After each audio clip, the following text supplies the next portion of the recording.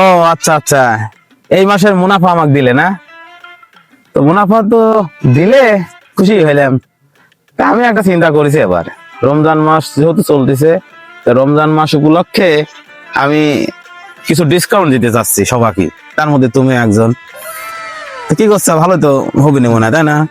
আচ্ছা, তাহলে আমি এই রমজান মাস উপলক্ষে তোমাকে আমি ওই দেখে 200 টাকার ডিসকাউন্ট দেবো আর কি, ঠিক আছে?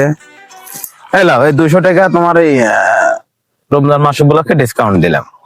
তো দোয়া করি যেন ব্যবসা আরো ভালো হয়। ব্যবসা যদি ভালো হয় তাহলে ইনশাআল্লাহ সামনের বছর আরো বেশি টাকা ডিসকাউন্ট দেবো। চলো যাই।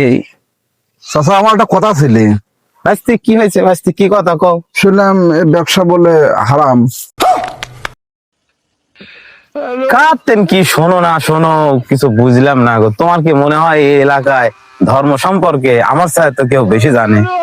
আমি একজন মনে করো যে ধার্মিক বিশেষজ্ঞ লোক। কার কথা শুনে সারে তুমি আমার কোথাও যে ব্যবসা হারাম? পাগল নাকি? আইন আছে, আইনের ফাঁকও আছে, ঠিক আছে? আমি সেই আইনের ফাঁকের মধ্যে দিয়ে এই ব্যবসাটা করি, বুঝো? তাই তো কই, চাচাকে হারাম ব্যবসা করবি। চলেন চাচা। না চলো ভাই, কি না কার কথা শুনে সারে তুমি, চলো।